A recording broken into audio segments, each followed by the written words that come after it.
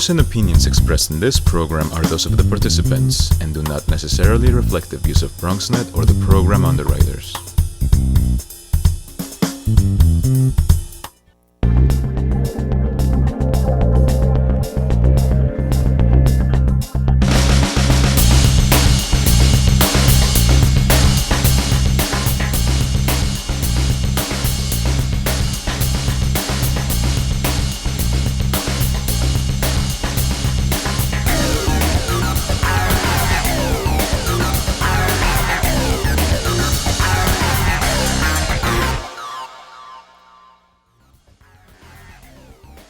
Hello and welcome to Open 2.0. I'm your host, Jose Bautista, and today we welcome an emerging artist to our studio. She's originally from Toronto, Canada, and she's a strong passion for performing. Please welcome Lisa Fayetta. How are you? Hi, good, how are you? Doing okay. You look great, by the way. Thank you. I have a question. Tell us a little bit about yourself. I want you to welcome me into your world. Tell me. I grew up in Toronto. My family wasn't really very musical, but I did some piano and I wanted to go to a music high school, but I was really bad at piano, so I decided to try for singing. And ever since then I've been doing a lot of singing. I sang in high school, and then I went to McGill in Montreal, and then I was trying to perform a bit in Toronto, and luckily my work offered me a spot in New York, so now I'm here. Did you always know you wanted to be a singer? Or that was something that came along the way? It kind of came up by high school, I think. So how old were you, would you say, when you started singing? 15? 15 years old? Yeah. When did you decide to go professional? When I was about to go into university for singing, I was trying to decide, do I go into music or do I go into English or something, with the job at the end of it. But I just realized that music was the only thing I wanted to do, so. And you're actually great at it, because I was watching some videos. I was looking you up, and you're Oh, no. to die for. So what made you choose opera? Why opera? That's just what I was good at to start out with, and then I kind of fell in love with it as I did it, and now music is one of those things that I think it's like a lot of arts, like acting and other arts, you have to do it.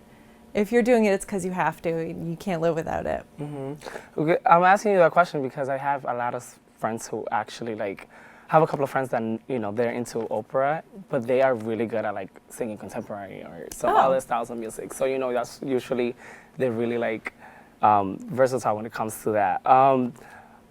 Would you say, where'd you get your inspirations from? I try to get my inspiration from the characters. I think a lot of people see opera characters as being kind of one-dimensional or very basic, but when you really look at it, there's actually a lot that goes into each character, and there's a real person there, because in the shows that have lasted for hundreds of years, it's because the characters are so interesting. So I try to find inspiration in there, and then also the music itself is just really beautiful, and when you love it, you want it to sound a certain way. Yeah, I also agree with that. I think a lot has to do with the emotion when you're singing, and that's what draws people into following you or listening to your music. So, emotions, I think, is something that it should be fundamental when you're singing or acting or pursuing any type of performing arts. So, that's just great to hear. So, how do you get ready for auditions or to perform? What's the routine for you to get ready? Okay, I need to get this done before I go on stage, because if not, then I'm gonna freak out or something. Well, for auditions, you got to plan your audition list months ahead so that you can rehearse it to death and make sure that you know exactly what you're going to do. And then going into the audition, or a performance, I can't work that day, because otherwise it's just, you need all the energy that you have to do that performance. So I can't work that day. I take 2 hours to curl my hair and warm up really slowly and do my makeup and get my dress on and just kind of take my time. Do you take a lot of time into that? Are you one of those girls take forever to get ready, or is it something that you No, I take my time, because it gets me kind of in the zone. Yeah. So how old were you when you moved to New York? How long ago? Oh, was it? November. November this year? So Yeah, I recently- just moved. So tell me something that struck you, like something that actually surprised you the most about New York. I mean, New York is a crazy city. It's very hectic. So Yeah. The food is really good. like, I mean, we do have a lot of like choices. So Yeah. it was something you like so far, like food-wise. Oh my God, bagels. You really I enjoy can't it. stop eating bagels.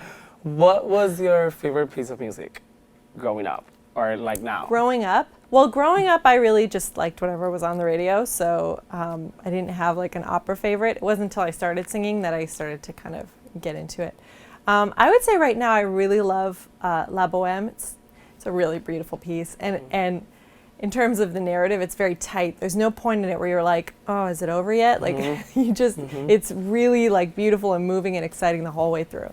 So is that the song that you live for? Because there's always like, artists always have this song where when you sing it, you just live through it and it's effortless. So what song is that one song that you just die for to sing or perform and like let people know, okay, this is a song I'm really good at and I'm gonna nail it?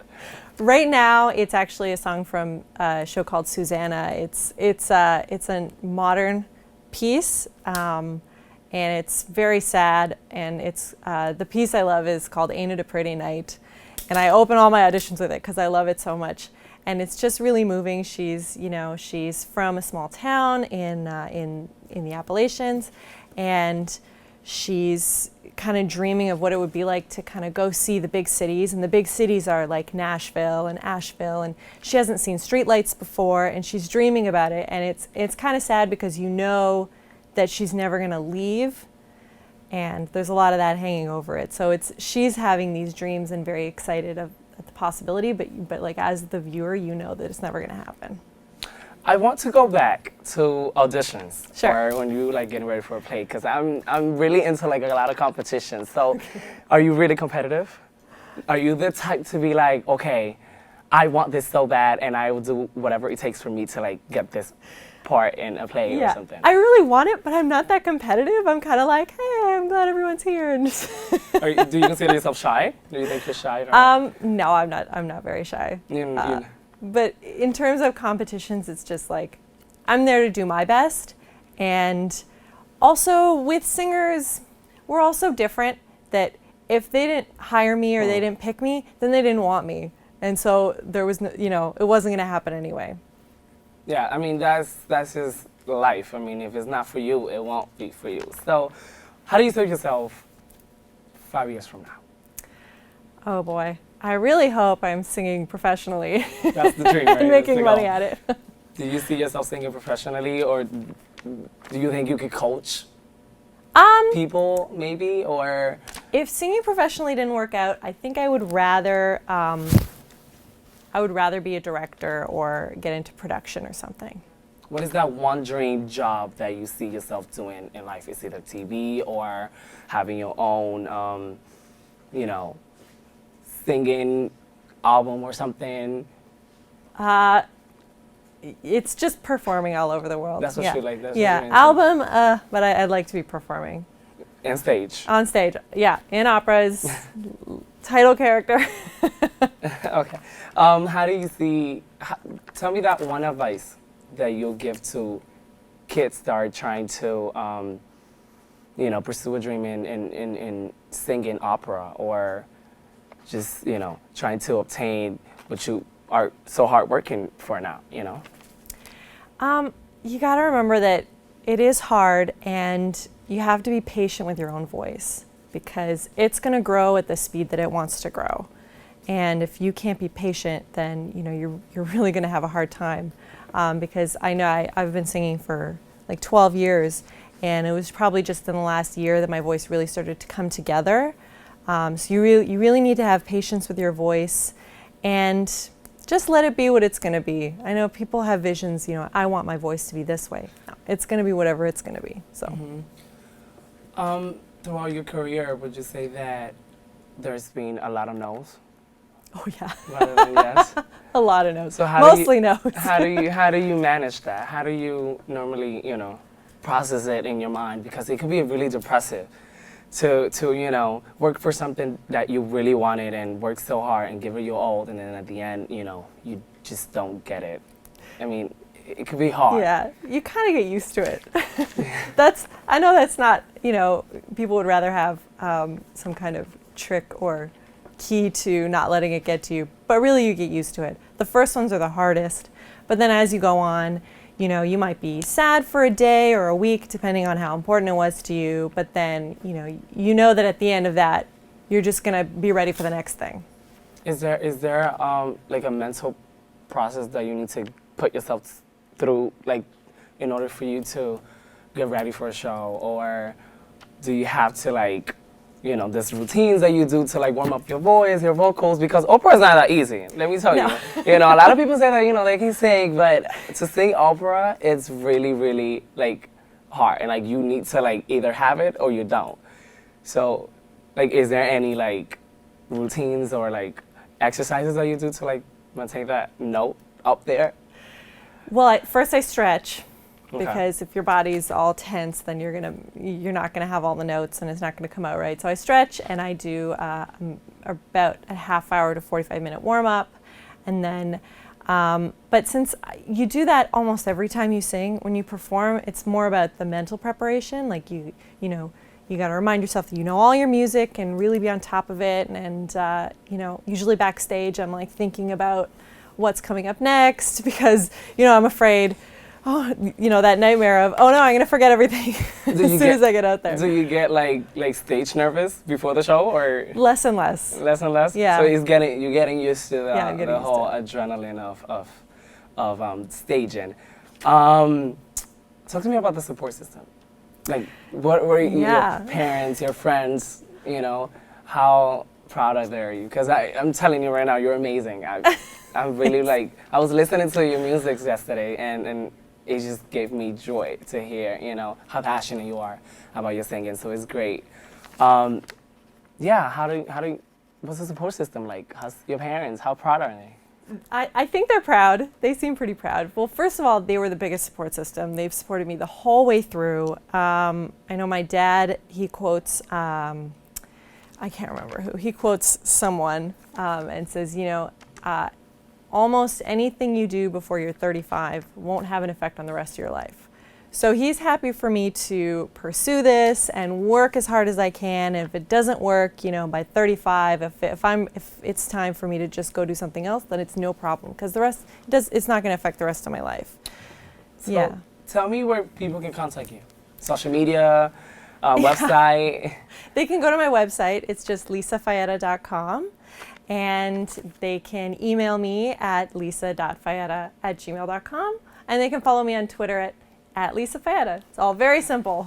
It's been great meeting you. I predict nothing but greatness to you because when you persevere, when you work hard for something you want, it just comes out naturally. But unfortunately, that's all we have for today. We will see you next time right here on Open 2.0.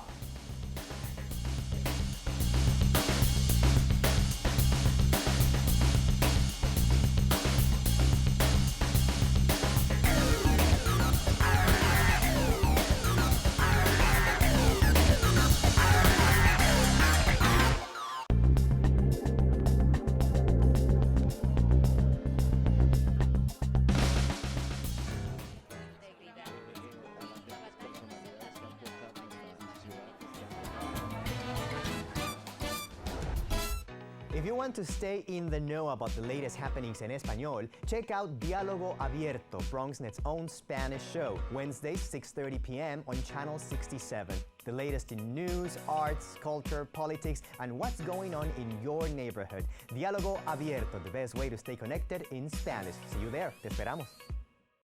It's not always easy being a dad. Do you have panda asthma too? Does that run in the family? This is the home of the most priceless kung fu artifacts. But when you make an effort, Dad, we're not supposed to touch anything. Oh, sorry. Go along, son! it's always worth it. Whoa, master! The smallest moments can have the biggest impact on a child's life. Take time to be a dad today. I am gonna get you. I'm gonna get you. Call 877-4DAD-411 or visit fatherhood.gov to learn more.